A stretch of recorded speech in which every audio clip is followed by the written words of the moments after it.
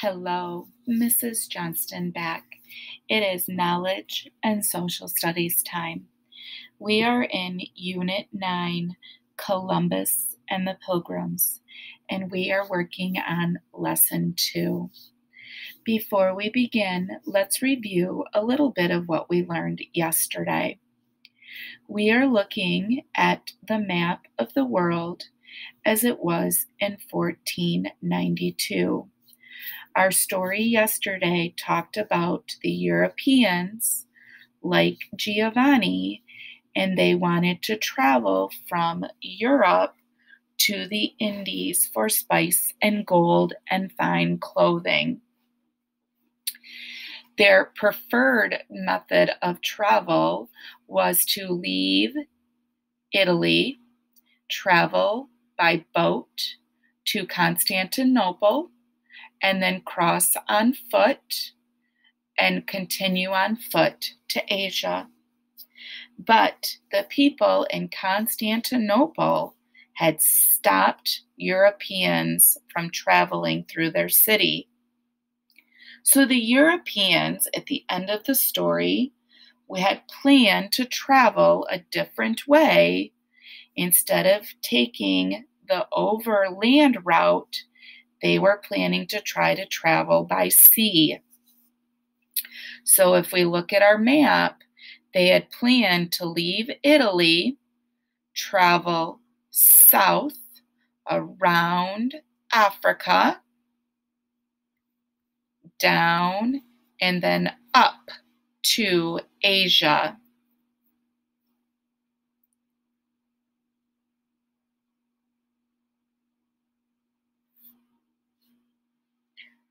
So, Europeans did not know that there were other continents like we learned on our travel journal yesterday. So over in this blue area of land that we cannot see, blue, well, the water is blue, but there is the continents of North America and South America. And the Europeans did not realize that those continents were there in 1492. So I want you to imagine for a moment traveling by ship hundreds of years ago. Would it have been like a cruise is today, or would it have been very difficult?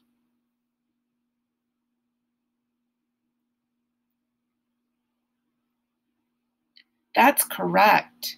Traveling by ship hundreds of years ago was very difficult and very expensive.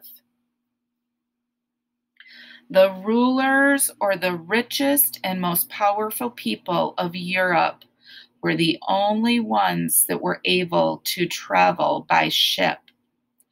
The richest people of that day were the kings and queens of Europe. So they were the ones who paid for the ships and the sailors to sail the ships. Today's read aloud is about a man named Christopher Columbus, who tried to get money to sail a ship to the Indies. In today's read aloud, you'll hear about when Columbus visited the King and Queen of Spain to ask for money. So today's title is called Ferdinand and Isabella. Who do you think Ferdinand and Isabella are?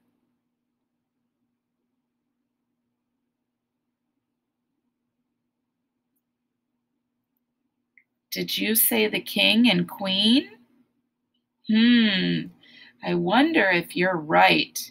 I can't wait to start the story to find out. Who had the money to pay for ships and voyages? Kings and queens or sailors? That is correct, kings and queens. Who was Christopher Columbus? A king or a sailor?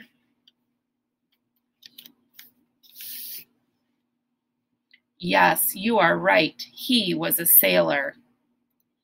Christopher Columbus planned to sail from Europe to Asia, but he had a different idea about how to get there. He did not plan to sail around the dangerous coast of Africa. Listen carefully to find out how Columbus intended to reach the gold and spices of the Indies. Now that land route to Asia was closed, kings and queens from all over Europe began looking for the best sea route to the treasures of the East. They greedily sought to claim rare and expensive Asian spices for their own countries. The race was on. In every European port, young navigators competed to lead adventurers to Asia. Navigators are people who map out a trip and make sure the ship or other vehicle stays on track. An adventure is an exciting trip or experience. Lots of navigators wanted to be picked to lead a ship on an exciting adventure to Asia.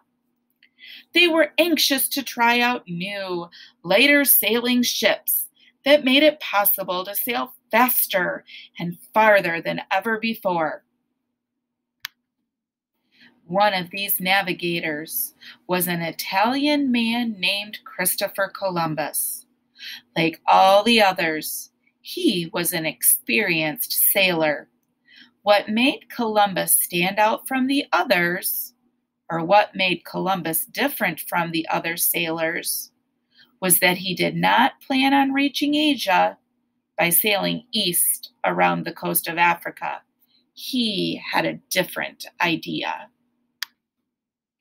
Christopher Columbus wanted to sail west across the Atlantic Ocean in order to reach the Indies. He visited several kings in different European countries, asking for their help. Laying out his map, he tried to convince them that his idea was a good one. To convince someone of something means to make them believe it. Do you think Columbus had a good idea and would be able to convince the king it was a good idea? Some of you said yes, but I heard a few no's also. For many years, Columbus tried unsuccessfully to get the support of European kings and queens. The king of Portugal refused him. This means he told him he wouldn't give him the money. The king of Italy refused him. The king of England refused him. Only the Spanish seemed interested in his plans to sail west across the Atlantic. But they turned him down too, because Spain was at war, and they had no time or money for Asian trade then. Columbus knew that he could not make the trip without their ships and money. Now, 7 long years after Columbus first met with King Ferdinand and Queen Isabella of Spain, he became hopeful that his long wait was over at last. As he rode down over the mountains, Columbus recalled his first visit to the great Spanish city below. Spain had been at war then. Now the Spanish War was over, and the Spanish king and queen had won. Columbus hoped that the victorious or winning and successful royal couple, newly rich with their treasures that they had taken in war, would have the time and money and attention to help him. At last he thought he might reach his goal of sailing west to the Indies.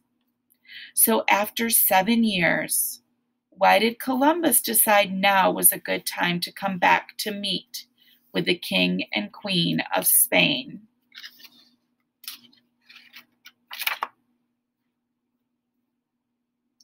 That's right, the war was over. The king and queen had won. They had new money and riches and was hoping that that would be his chance for success. What do you see in this picture?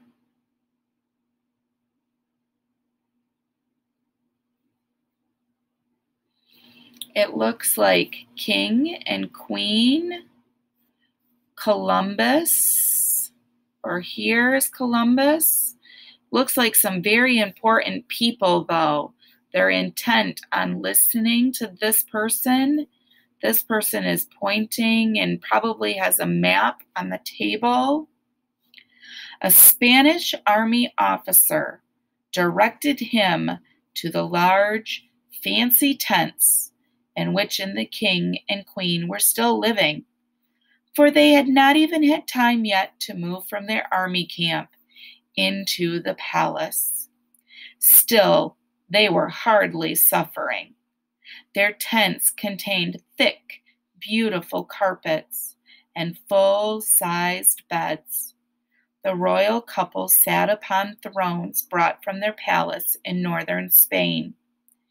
They dined off plates made of silver, eating fine foods and drinking fine wine. Their many servants were there to take care of them. Most important, with the war over, Ferdinand and Isabella were happy and proud to complain much about anything. They smiled as Columbus bowed before them and told him to rise to his feet. "And now, Christopher Columbus," said the Queen, "let us talk about your plan of sailing west to the Indies." Columbus's heart leaped within him. The Queen and the King must have talked it over, and now they were ready to help him act out his long-held plans. Columbus was going to search for the riches of the East by sailing west.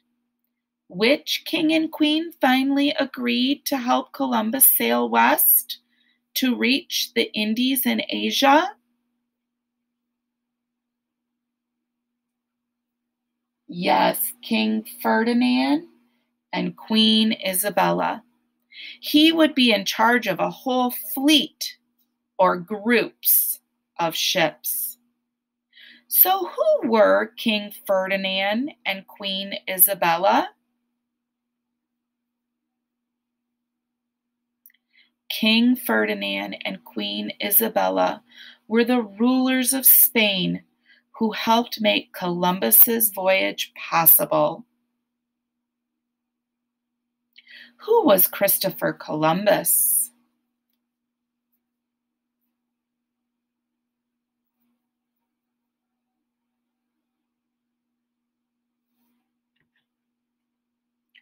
Christopher Columbus was an Italian navigator who wanted to sail west to reach the Indies. Most navigators wanted to sail from the continent of Europe around the continent of Africa to get to the Indies on the continent of Asia. Who can show me or tell me this route of sailing east using our globe?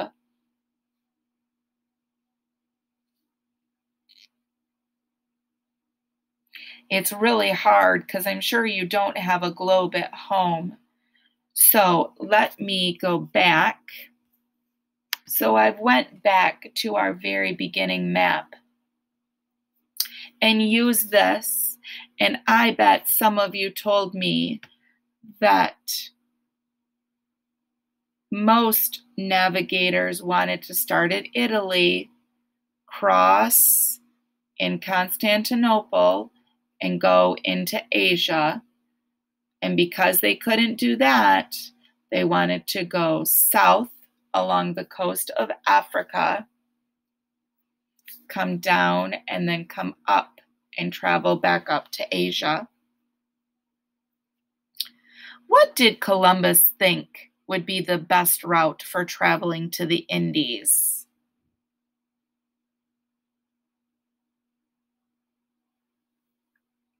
That's right. He wanted to travel west.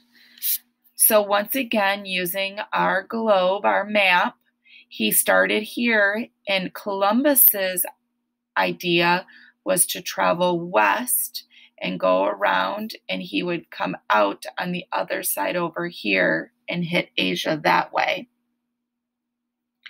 Why did Columbus go to visit King Ferdinand and Queen Isabella?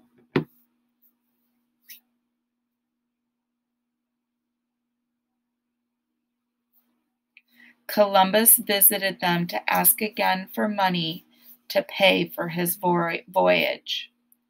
After being refused by many kings, who finally agreed to give Columbus the money for his adventure?